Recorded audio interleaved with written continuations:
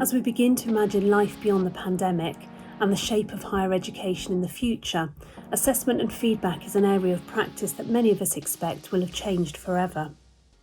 We know that assessment is a motivating factor in our students' learning. Understanding this means that we can design assessments that both support and promote deeper and more critical approaches to learning.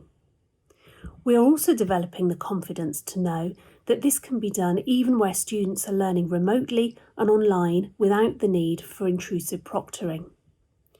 There is, of course, still a lot to learn, preparing our students as well as ourselves for new and authentic ways to assess learning, promoting good academic practice, and developing feedback mechanisms that are accessible and meaningful for students whilst efficient for us.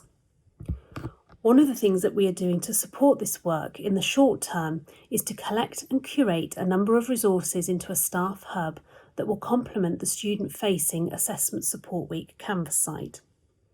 Examples include 3 strategies to promote academic integrity, guidance on preparing your students for assessments, and ideas on sessions and activities specifically designed for module leads to get the most out of Assessment Support Week.